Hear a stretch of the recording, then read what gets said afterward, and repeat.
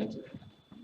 And so, looking forward to our talk today from Angelica Mercado, and she works at the Sioux Falls Arts Council downtown, and met her through other folks. Also attended. She had a showing, and I think her art is still showing down at the pavilion. And one piece that is shown up there is down at the pavilion. You can see that, and she's got other works there. And she's also recently published a book, so that's exciting, and looking forward to hearing her talk about diversity in the arts in our community right here of Sioux Falls. So welcome, Angelica.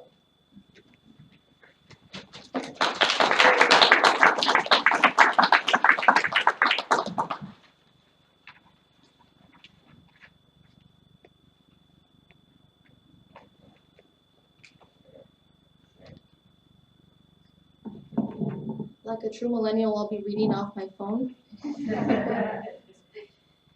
First of all, I want to thank everyone for being here and for coming in and listening in, for supporting the arts. Thank you, Mike, for the introduction.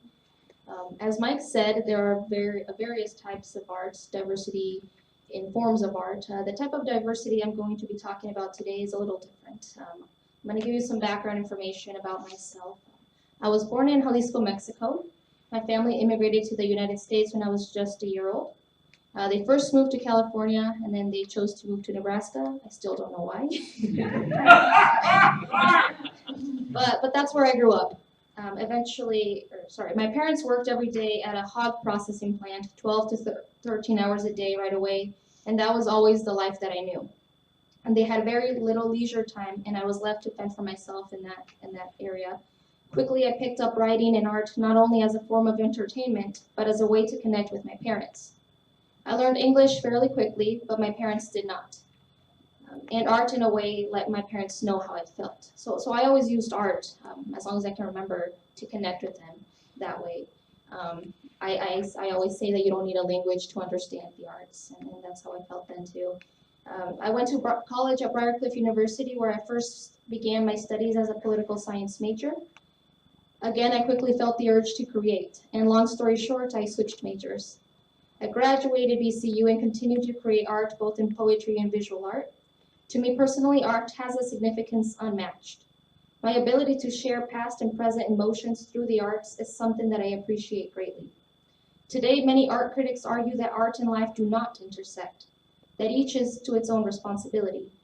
However, many artists have transcended that claim by demonstrating through their work how life and art come together, one serving as a mirror to the other. And just as it is important to me individually, it is a vital piece in every culture. Art connects us. Art is never ending because it changes and adapts with changing times like we do. It lives on through each decade, growing, changing, and thriving. As individuals change, art changes with them. Hence the reason why civilizations have endured and art has flourished. Art precedes us. I have found that artists tend to turn to the arts as a form of activism to give each time period meaning. Art acts as a record keeping of each era. It tells a story. Take, for example, Pablo Picasso's painting Guernica. Guernica is certainly his most powerful political statement, painted as an immediate reaction to the Nazis' devastating casual bombing practice on the Basque town of Guernica during the Spanish Civil War. Guernica shows the tragedies of war and the suffering it inflicts upon individuals, particularly innocent civilians. This work has gained a monumental status, becoming a perpetual reminder of the tragedies of war, an anti-war symbol, and an embodiment of peace. On completion, Guernica was displayed around the world in a brief tour, becoming famous and widely acclaimed. This tour helped bring the Spanish Civil War to the world's attention. During the late 1960s, the death of art was repeatedly announced as many claimed that art no longer existed because it was bound to the materiality which came from the capitalist state. Art was being produced as a commodity rather for pleasure or for truth-seeking. The art that was produced was protected and was not able to be viewed by an audience. An example of this is Mel Ramsden's Secret Painting, which the artist refused to allow his work to be commodified by the viewer or owned. in the art world, so he simply withheld the subject in his piece of work. In the way that this was presented was a blank canvas, so a lot of people, said, this isn't art. But it was a way to protect art, to show that art does have value, much more than just a price tag. Many art movements took place in protest of the art market and its intended purpose to enslave the artist and his art as a commodity. Society saw minimalism rise as well as conceptual art, which in its way continued to hide the art behind ideas. Today we have activism art. Artistic activism is a dynamic practice combining the creative power of the arts to move us emotionally with the strategy planning of activism necessary to bring about social change.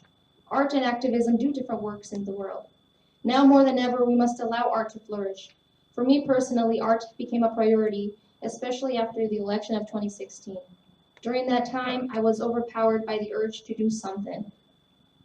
People were being attacked for simply existing, for being different, and that bred more hate in our country. However, this also created a numbing effect, as many, especially non-people of color or minority groups, either did not know how to help or were comfortable enough to not worry about the consequences that this hate created. This is where artists need to step in. Whether engaging in activist art or not, the artist can still play a positive role in their community. Artist Oliver Eliason said, I believe that one of the major responsibilities of artists, and the idea that artists have responsibilities may come as a surprise to some, is to help people not only get to know and understand something with their minds, but also to feel it emotionally and physically. By doing this, art can mitigate the numbing effect created by the glut of information we are forced with today, and motivate people to turn thinking into doing. This is why it is crucial for arts to be supported, especially in communities that have begun to understand its significance. Sioux Falls has the potential for the arts to thrive further, especially if it takes the initiative to be inclusive of diversity in the arts. A problem that I have found while navigating the art scene in Sioux Falls is that no gallery or organization knows how to properly approach diversity in fear of being political. But if engaging in the political is needed for diversity in the arts to take off, then we must engage in it. The most recent report from Americans for the Arts and Economic Prosperity said specifically of Sioux Falls that the economic impact that nonprofit arts organizations have brought to its community is great, making the arts a $105.4 million industry. It has created 3,567 jobs and generated $8.6 million to local and state government revenue. Now imagine what these numbers would be if we created opportunities for more diversity.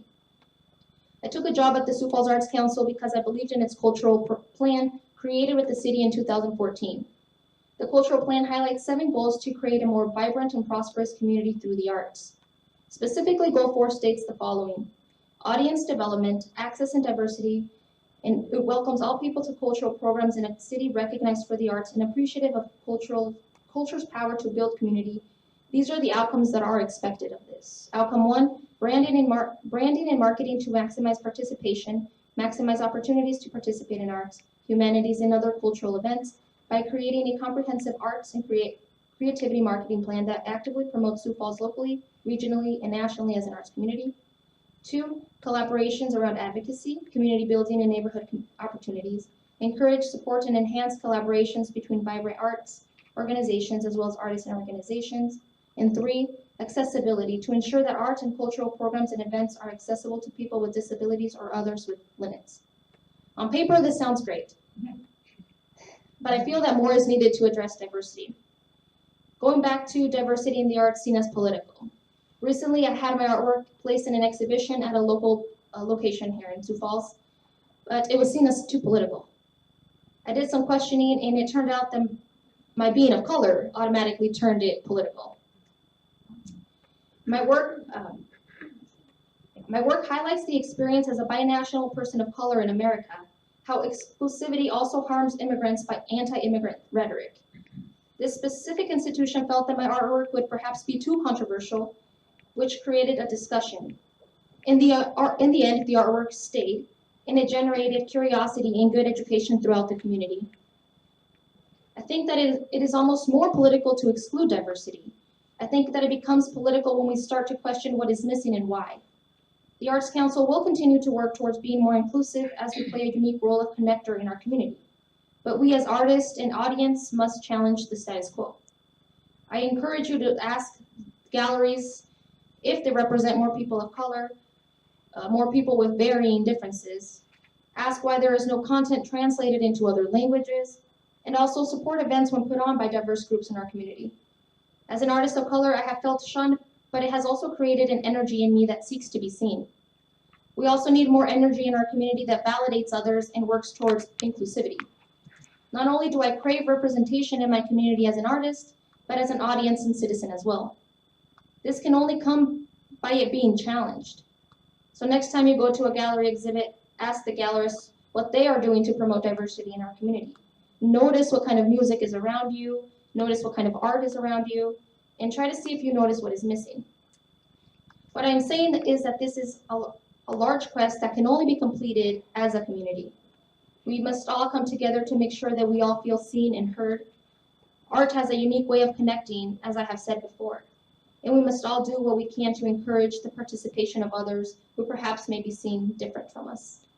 By holding institutions and individuals responsible, we will also inevitably demonstrate not only a need for diversity, but a need to cultivate acceptance.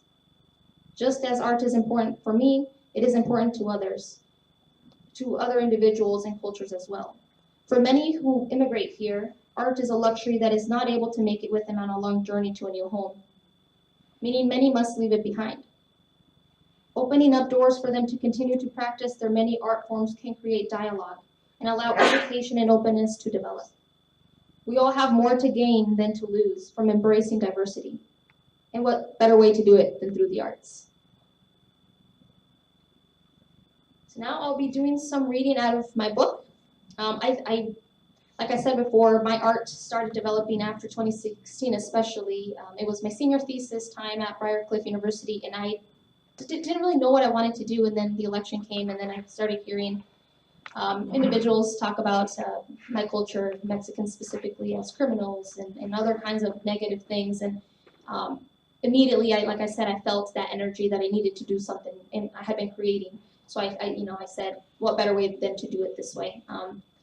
And it's funny because during that time, I started to work together, work on my exhibition, and even then my professor said, "Are you sure you want to do this?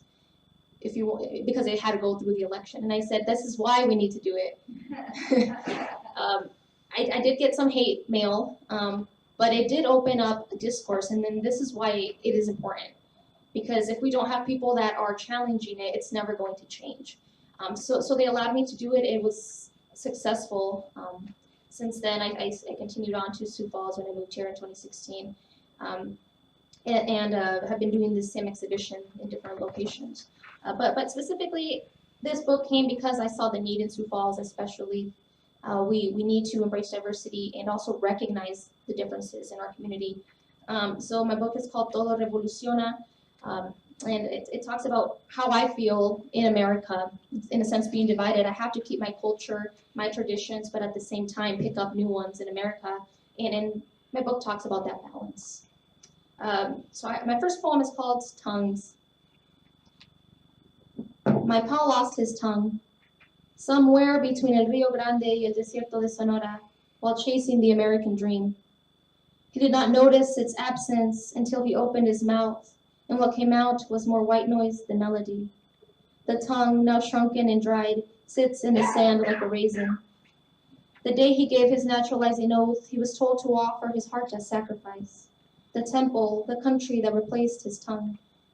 He now speaks with a recycled organ, stressing syllables foreign to him, foreign like him. I tell him, "Pa, you lost your tongue, but there is nothing in this world that can be replaced, only imitated. Habla el español que tú sabes. Conduct melodies in your own chest. Revive the heart, the drum of life. It is still yours. Me, I am different. My supple tongue speaks for two. Los dioses aztecas blessed me with a forked tongue. Like a double-headed serpent, it rises, each defending her territory, her language, her voice."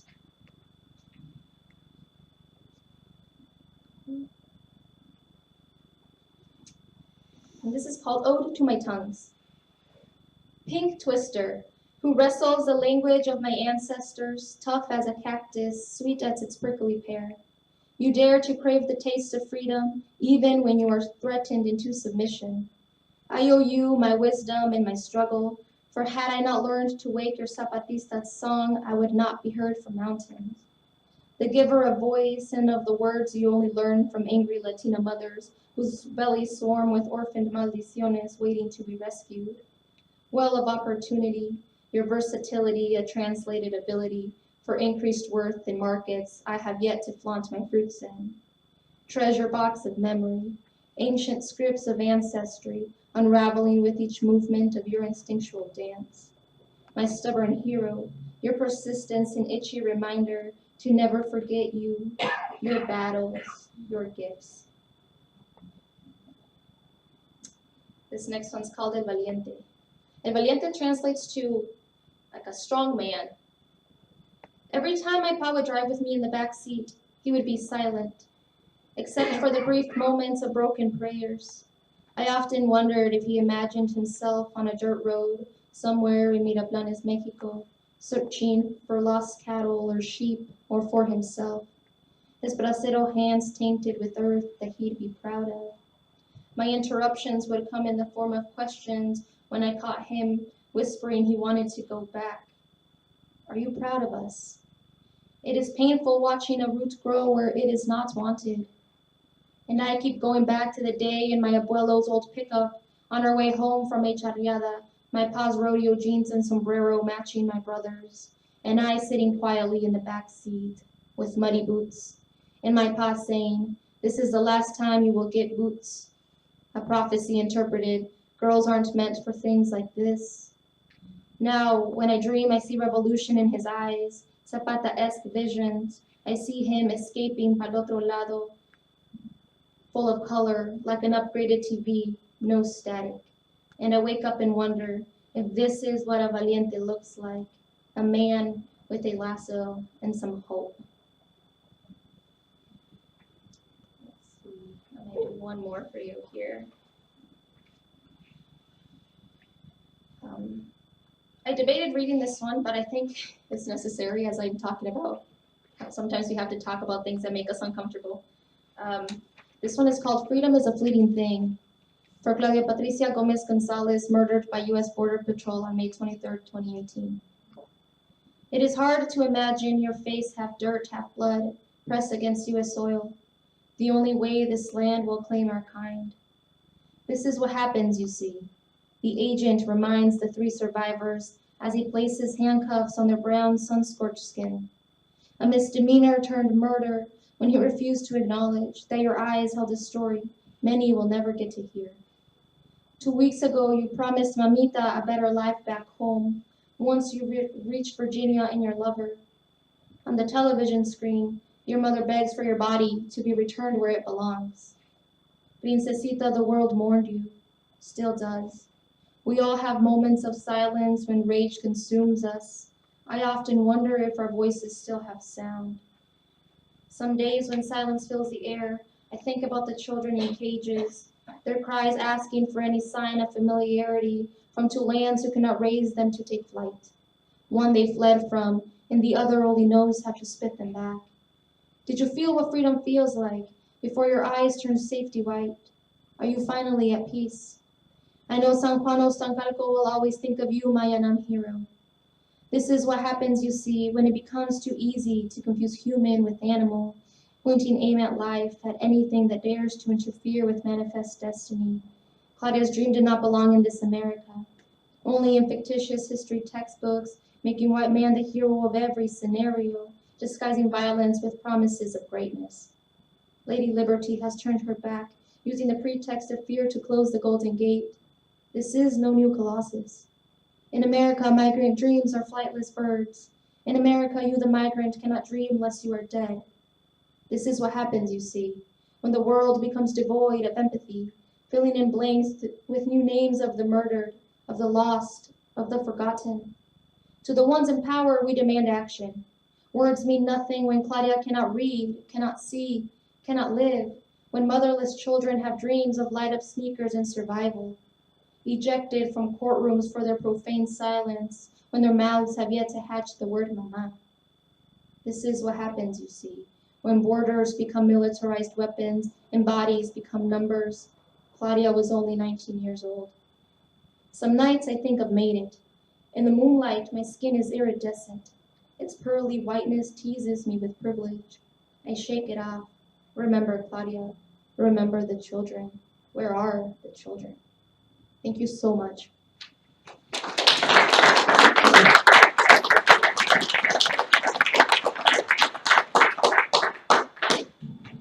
Thank you very much, Stan.